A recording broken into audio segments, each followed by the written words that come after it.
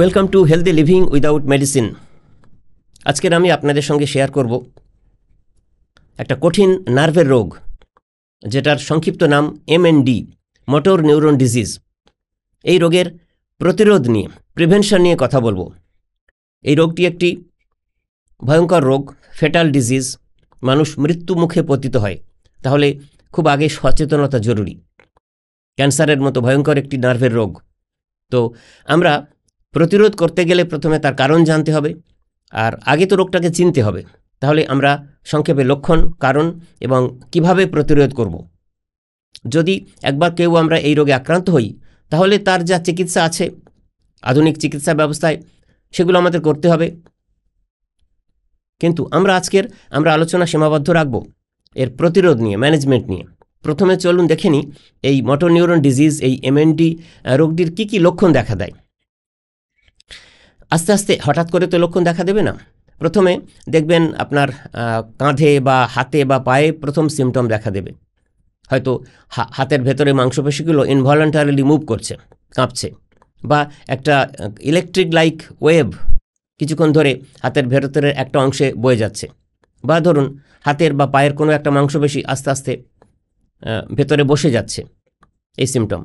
বা আস্তে আস্তে দেখবেন অনেক মানুষ যারা মোটর নিউরন ডিজিজে আক্রান্ত হওয়ার যে আর্লি সিমটম, আর্লি সাইন বলি, হয়তো দেখা যাচ্ছে যে সারা শরীরে আস্তে আস্তে খুব দুর্বলতা তৈরি হচ্ছে, উইকনেস। আচ্ছা, অনেকের ক্ষেত্রে আবার খুব স্টিফ মাসল দেখা দেয়, স্প্যাস্টিসিটি, মাসল দেখবেন অনেক শক্ত হয়ে যাচ্ছে, স্টিফ হয়ে যাচ্ছে, এবং কালক্রমে দেখা যাচ্ছে যে কথা বলতে কথা জড়িয়ে যাচ্ছে। এই সিমটম হিসেবে, আর্লি সাইন হিসেবে কিন্তু এই মোটর নিউরন ডিজিজ মানুষের জীবনে আসে। এবং পরে দেখা যায় যে অনেকের ক্ষেত্রে মোটর নিউরন ডিজিজের অনেকগুলো ভাগ আছে, অ্যামায়োট্রপিক ল্যাটারাল স্ক্লেরোসিস, আরও অনেক সব আছে।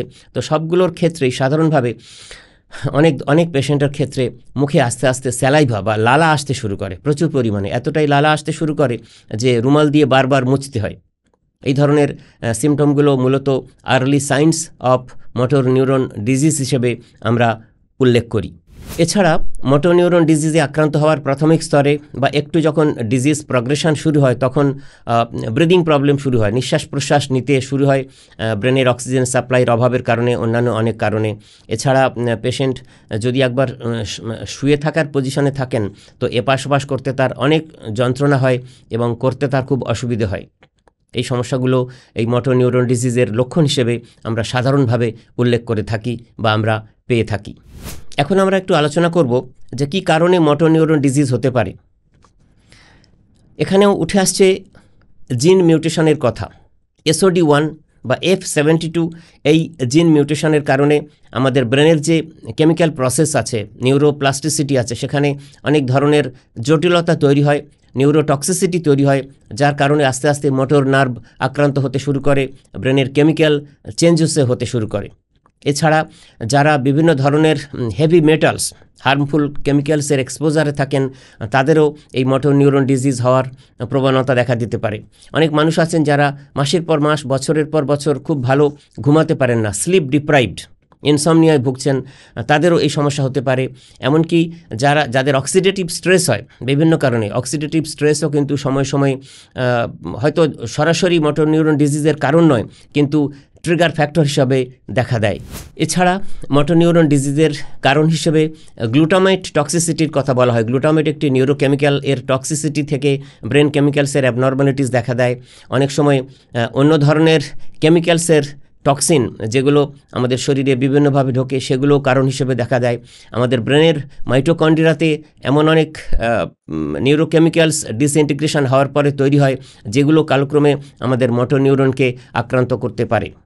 এছাড়া ডিফেক্টিভ RNA প্রসেসিং, বিভিন্ন অটো ইমিউন ডিজিজের প্রগ্রেশন, এসবের কারণেও কিন্তু মোটর নিউরন ডিজিজ হতে পারে বলে সাম্প্রতিক নতুন গবেষণায়, রিসার্চ পেপারগুলোতে উঠে আসছে।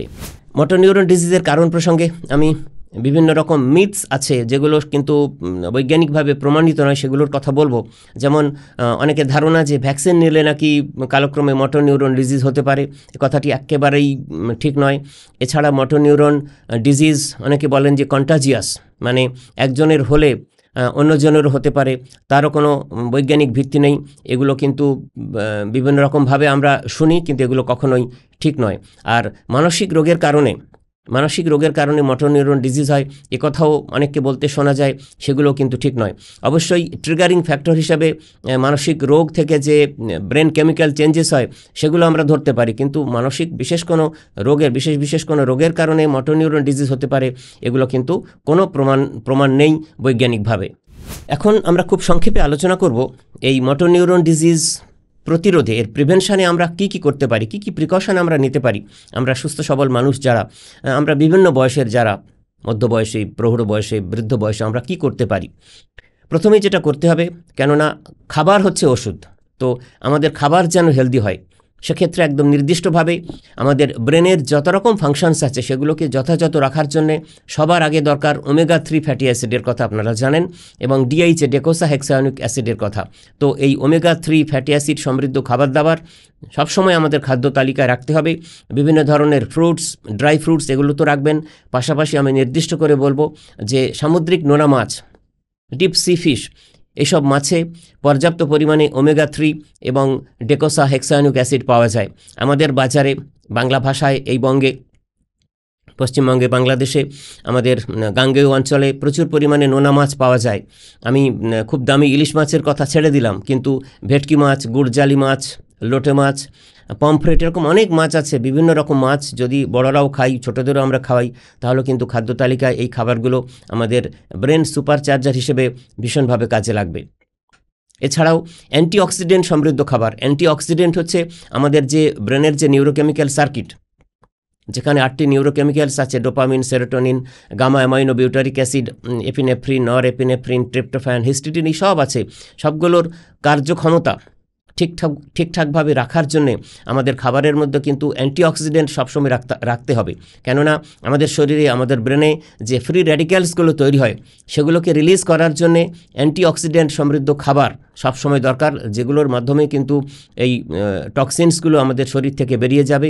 কেননা শরীরে টক্সিন জ্বললে, নিউরোটক্সিনস জমলে তবেই কিন্তু কালক্রমে এই ধরনের মোটর নিউরন ডিজিজের মতো কঠিন নার্ভের রোগ আমাদের শরীরে বাসা বাঁধবে।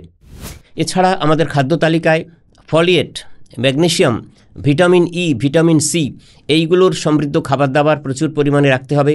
আর কোনো ধরনের হেভি মেটালস, অ্যালুমিনিয়াম, লেড, এসবের কোনো পয়জনিংয়ের কন্ট্যাক্টে, সংস্পর্শে যেন আমরা না থাকি, সেগুলো আমাদের খেয়াল রাখতে হবে।